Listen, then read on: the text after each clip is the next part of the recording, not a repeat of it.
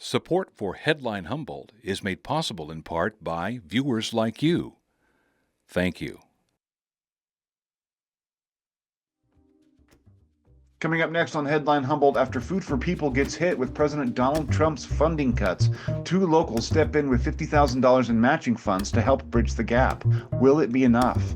Also, Jacob Rosen and Lea Nagy join us to explore what the current political environment means for local mental health services and to preview the myth-busting town hall event scheduled for early May. Coming up now on Headline Humboldt.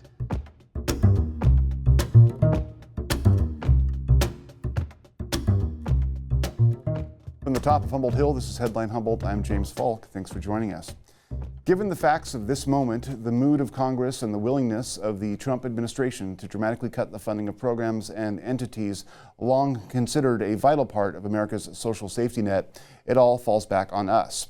Whether or not many of these nonprofit and charity groups survive this new age of enforced austerity will depend on how much local people are willing to bear an increased burden.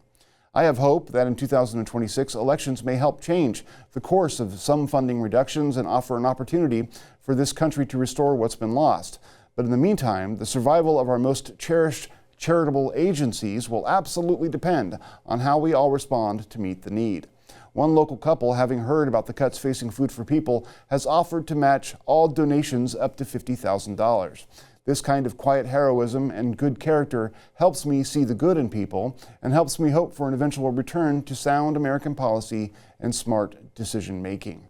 Obviously, we can't all afford to offer up tens of thousands of dollars, but if we can collectively all try to dig a little deeper and give a little more, we'll at least know that in the face of such glaring insensitivities, we did what we could to preserve the character of this community and this country.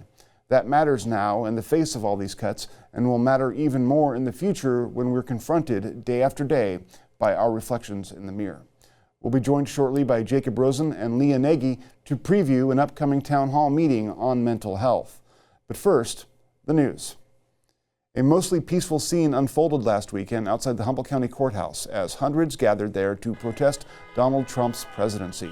The crowd was raucous and bled over onto both sides of the U.S. Highway 101 North. It was part of a nationwide series of such gatherings called Hands Off Mass Action Events, and collectively they amounted to the largest American protest demonstration since Donald Trump first took office in 2017. The signage there was diverse in its messaging, but largely centered around what people fear may prove to be an authoritarian power grab, one that may be difficult or impossible to undo. One passerby did stop his truck and exit his vehicle to confront the protesters. After someone splashed him with water, there was a brief scuffle that ended with the driver restrained on the ground. Police were on hand and the conflict was ultimately resolved without further violence.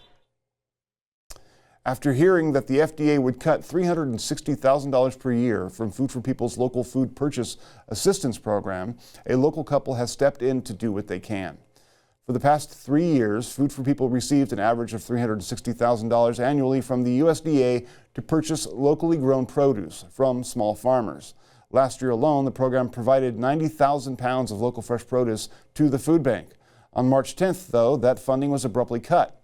Melanie Williams and Barbara Goldberg have since stepped up to offer a $50,000 pledge to match every donation made to the food bank's Locally Delicious Farmers Fund through June 6th. Kind of what we've been facing in recent months are cutbacks to resources that many food banks across the nation have come to rely on for food, essentially. It's primarily food resources. One of the big ones and an impact here locally was the cancellation of the LFPA fund, which stands for the Local Food Purchase Assistance Program. And that essentially gave food banks and schools and tribes funds to purchase from local agriculture and food producers. So it was piloted back in 2022 and has been running since then. The actual allocation has fluctuated a little bit from year to year, but it was about $360,000 that we were receiving annually to do food purchasing. So we've been working with NCGA and the Harvest Hub They have been working directly with farmers to source what it is that we need. And then that was coming to the food bank for us to distribute through our network of programs. So that includes our food pantries throughout the county, our mobile prop-up distributions, our senior program, and child nutrition programs. So it was kind of being spread amongst many, many areas. And we are able to finish out our current contract, but after that, the government has essentially ended the program. It's a blow for us in that we're going to have less variety, less local foods to provide for our programs, but also this program has been creating these partnerships between food banks and farmers with the the expectation that farmers are then going to be growing to meet the needs of food banks, tribes, and schools in these ways. So many farms have already planned out their season based off of what we were purchasing, what they knew that we wanted. Oftentimes, they might be planting something the food bank wants in large quantities, but might not be the most marketable if you're trying to take it to restaurants or farmers markets. So they've planned their season around that, and now suddenly all of those funds have been pulled away. So it's a blow for us food banks, but also for the local agricultural community, because that's a big investment that is now being taken away. Some very long-time supporters of the food bank saw that LFPA got canceled. It's been in the news, and we're highly concerned not only for the food bank, but primarily for farmers, because, in a community where we like to take care of ourselves, that's a big hit to a lot of people. So they wanted to find a way for them to help. And what they did was pull together $50,000 of their own funds that they wanted to put up as a matching challenge. So put it out to the community to see if we can raise at least that much from other donors to help offset a little bit of that, allow the food bank to still continue purchasing. It might not be at the same level that we were able to, but it will provide a bit of a cushion into the next year. So we're able to continue a lot of those partnerships, follow through on purchasing from local farms to get those very amazing resources for people who can use it, and also make sure that the farmers have a market still for the food that they've been planning out. If people want to donate, what's the best way for them to do so? Yeah, the best way to donate, you can send in a check just with a memo that it's for the Farmers Fund, or you can go online to foodforpeople.org. There's a button right there where you can give to the Farmers Fund and make it very simple. The challenge is running through June 7th, so we have a couple of months to try and raise all these funds. We've seen a great response already just in the first couple of days, so we're really encouraged and hopeful that we'll be able to match all of those funds and, come out strong and be able to support the local community. Researchers from Cal Poly Humboldt and the Macedonian Institute and Museum at Bitola are uncovering an ancient city, one predating the Roman Empire, with cutting-edge technology.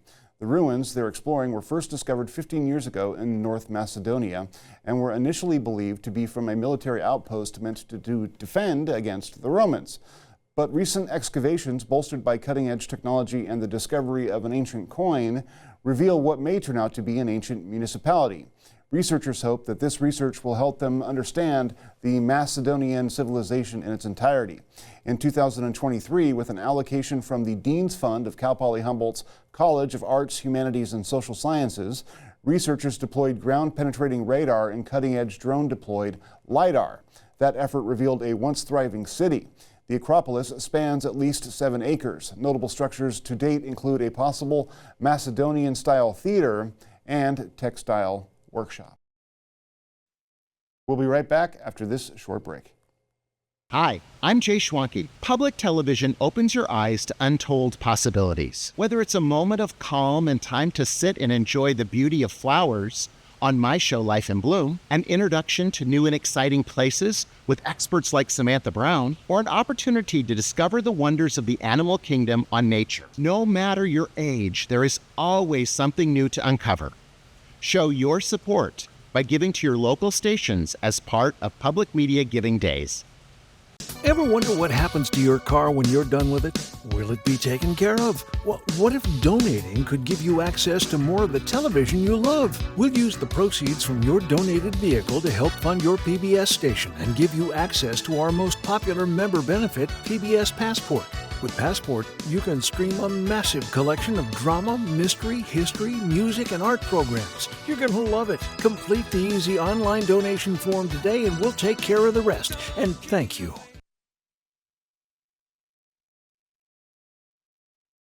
Talking about that kind of quiet heroism that gives us hope, we're joined today by Lea Nagy from Headline Humboldt and Jacob Rosen from the city of Eureka to talk about mental health locally, changes that may be coming from the federal government and elsewhere, and a town hall meeting that's scheduled for early May.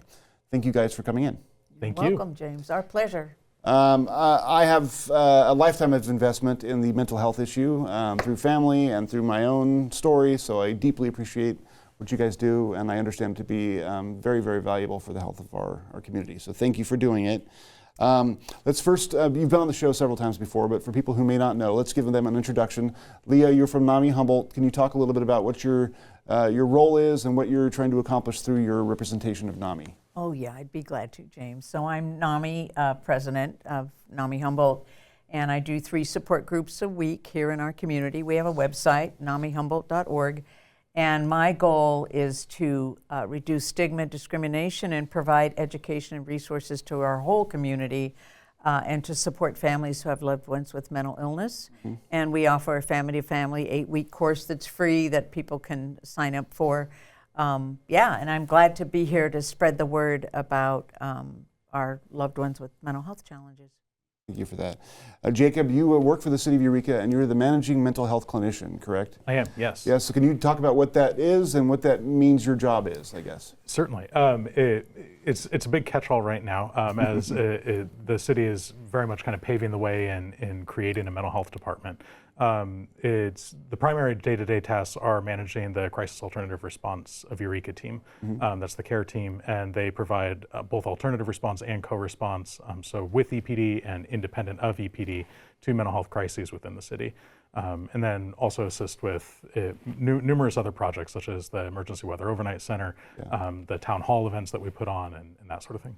Now, so just so people who may not understand how, what some of the lingo means, basically that whenever a police officer needs someone to accompany them who has a deeper knowledge of mental health issues, situations that may arise, they accompany the police on the scene of their enforcement. Is that fair to say, kind of? Absolutely, yeah. And so we are dispatched through Eureka Police Department's dispatch center. Mm-hmm. And so if there's a call that is mental health related and an officer requests that support, our team can be dispatched out. Within the last 2 months, we actually also launched full alternative response to where dispatch can send us out as a independent unit in place of a police officer to 911 calls. So if it goes through the triage process that we've established, and it's a nonviolent call that's mental health related that doesn't need a police officer to attend to it, then our team can be dispatched in place of law enforcement. Does that mean that there's always someone on call from your team? Not yet. Right now we're Monday through Friday from 7:30 to 7. We're hoping to continue to work to expand, and that's definitely been part of my job, which is kind of working to make the program sustainable, as well as expand so that we can eventually have 7-day coverage and hopefully at some point 24-hour coverage. But the benefits of this are broader than that time frame, because you're also helping to train the officers, right?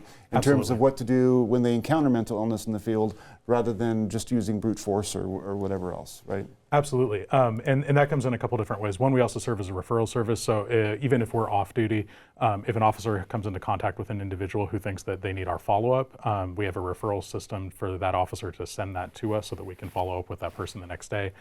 We also, both Lea and I participate with the Crisis Intervention Team, which is CIT, and do law enforcement trainings and kind of participate in our regional model of that. So there's a CIT program for Del Norte and Humboldt, and we've been really working to try and get all departments involved with that. Yeah, it's interesting because Humboldt County and the North Coast more broadly has long been sort of characterized as having a lot of mentally ill folks, and I think that that's probably largely statistically true, although I couldn't bear that out with numbers or anything. But so it's important that our law enforcement teams be trained in that regard, and also for the rest of us to kind of be aware of what mental illness is, what it entails, how to look out for it. As I said, I have a lot, experience with a lot of different mental health crises, both from my father's biography and my own. But it's important for family members to get trained up, and that's part of what your advocacy is for, Lea. Yeah, and you know what the City of Eureka is doing, and the CIT training it's really helping families not have to call police officers to the home if they have someone that's in a mental health crisis. Yeah. Also, there's experienced clinicians and peer support specialists that come to the home that understand more about the situation. So it's a lifesaver for families. We no longer have to call police all the time and deal with all that. So it's really a move forward to have a mobile team that can come out without a police officer.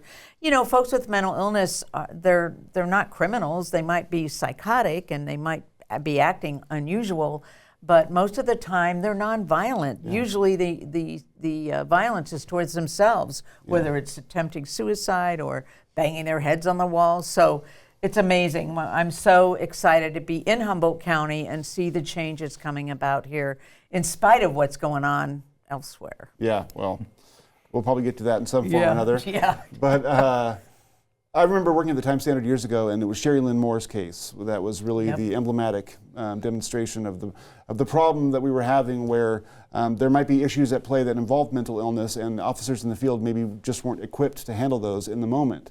Through no fault of their own necessarily, but just the circumstances that presented themselves, and she was tragically killed in that exchange. And that incident, James, brought CIT training to Humboldt County in 2007, and I've actually been part of that training since the start. I'm the only surviving person, I say, but it's 40 hours of in-depth training. It's going to start next week at the Warfinger Building, and Jacob and I know, are both excited to be part of it. How rare is it for departments? I mean, is that a real rarity these days, or is that becoming more and more something that most departments have access to? I think it's becoming more common as things move on. I think law enforcement departments are facing increased pressure to have training in this. The average academy is only 8 to 16 hours of training in mental health for an officer, and so having that extra training block for 40 hours is really, really important.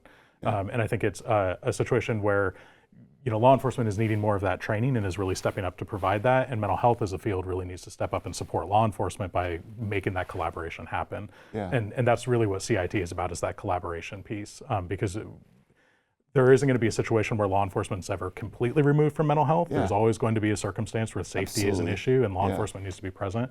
And so they need that training and support so that they can feel confident doing their job. And mental health, as professionals, we need to step up and also make sure that we're out in the field and that we're supporting them in doing that, so that it's a collaborative effort for the best outcome for the person. Yeah. It's interesting, people who are going through a mental health crisis aren't operating by the same rules as the rest of us. They are in sometimes a completely different reality, and if they are, what they're doing may not seem to make sense to us, and so they're often going to be involved in doing things that are outside the bounds, and therefore police will get called. And if we can reduce any violent incidences when that happens, I think we'll all be much better off. But as you were saying, Leah, people think of the mentally ill as criminals, and I think a large part of that is because there's been a large number of mentally ill folks that go through our jail systems because we don't have the available mental health systems to treat them.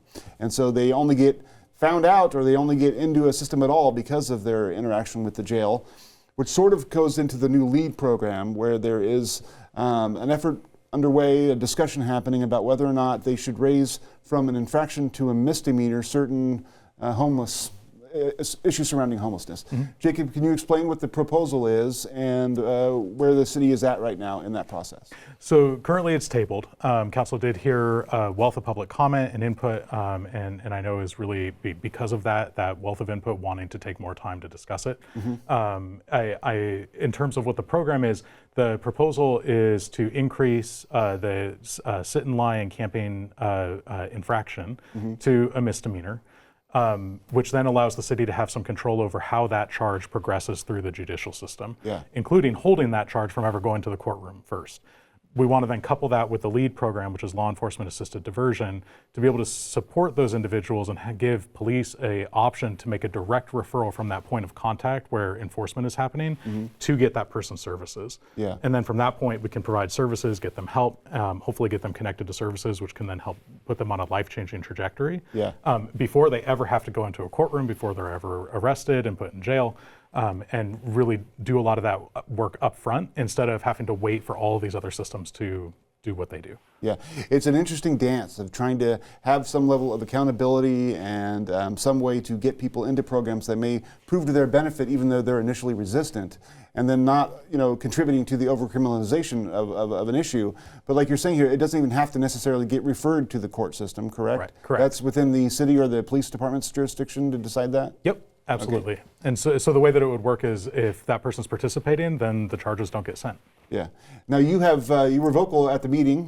You were there. You said it was a marathon, 1 a.m. I think. 1:15 it ended. I got in the line third to give my little 3-minute comment because it was getting to be my bedtime. But yeah.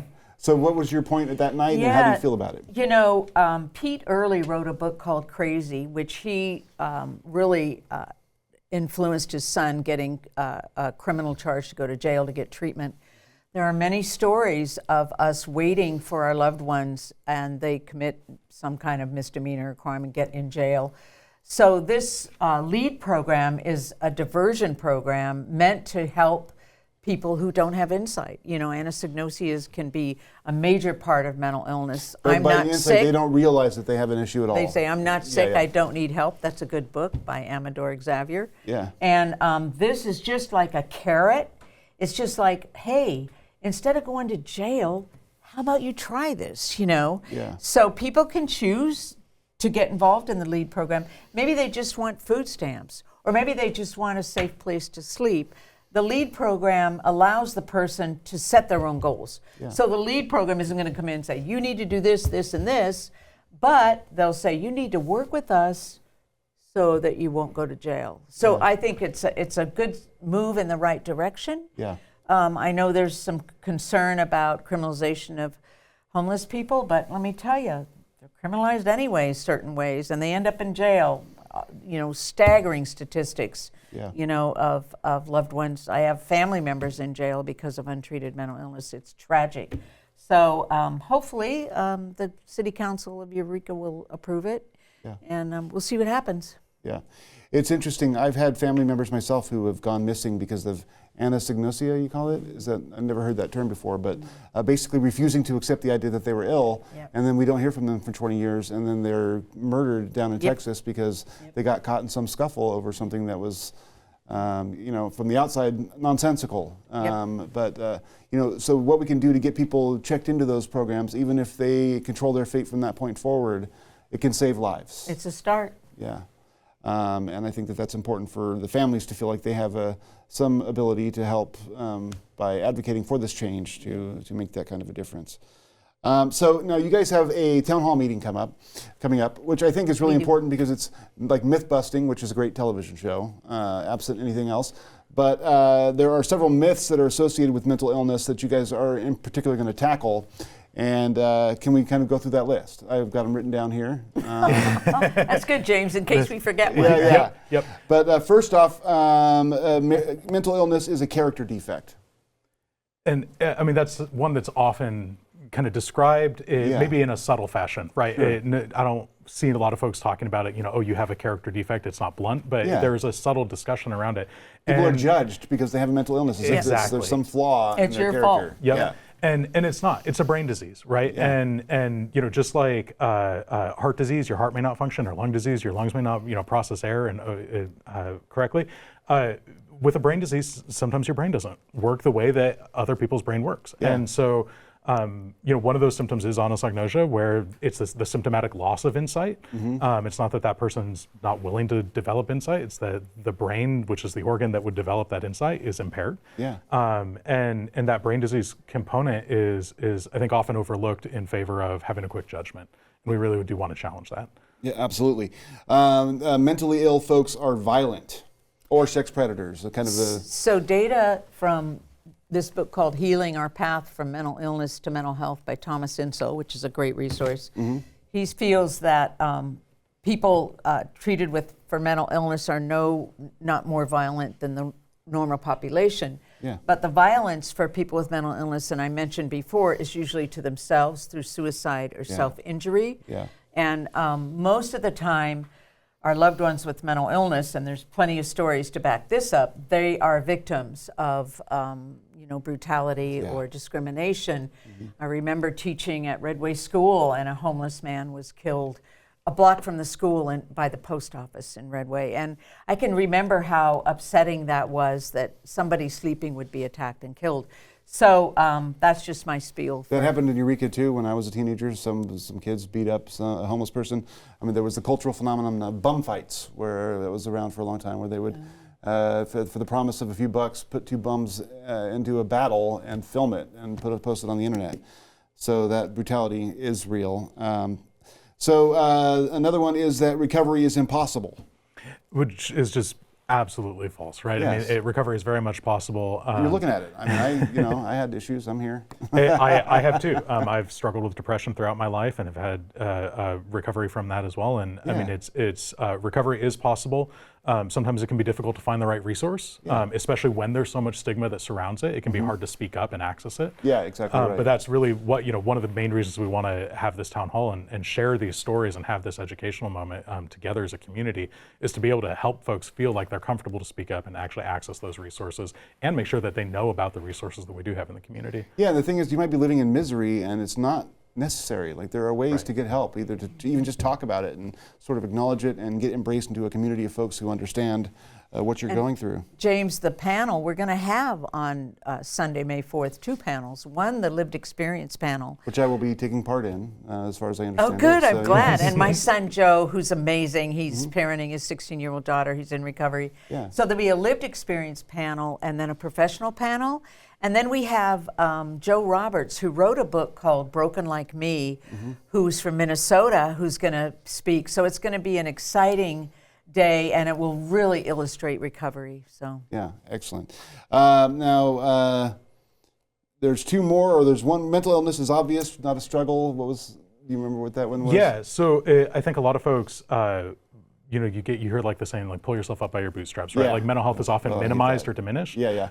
Which is almost an oxymoron, because of some of the other myths contradict that idea, right? Exactly. They're not self-consistent. Exactly. And so, mental health is not always obvious. Sometimes it's very subtle. Symptoms of depression and anxiety can be incredibly subtle, and yet they can still be very impairing. And so really, wanting to talk about that and put a name to the symptoms so that people can recognize it. Yep. And then only to particular people. Is that mental health affects everybody, right? So there's oftentimes, mental health is an issue for folks who are homeless. Those people. Never us. Exactly. Yeah. Mental health does not discriminate. At the end of the day, mental health affects everybody. And it's all over the world, right, Jacob? Absolutely. It's in every culture. Yeah. Yep. And I mean, some of the facts: 1 in 5 U.S. adults experience mental illness each year. 1 in 20 will have a serious mental illness each year. 1 in 6 youth, age 6 to 17, experience a mental health disorder each year. If it's not you, it's a member of your immediate family, but someone around you is going to suffer from mental illness of some kind. At some point. At some point. Yep. So we all need to be open to that. Absolutely. So the town hall meeting will be Sunday, May 4th, 2025, 11 a.m. to 4 p.m. at the Warfincher building. I'll be there. You guys will be there. It's free. It's free. It doesn't cost anything. There will be food. Yeah. There'll be food. And it's an important message. So hopefully we'll see you all there. Stay tuned. Stay informed.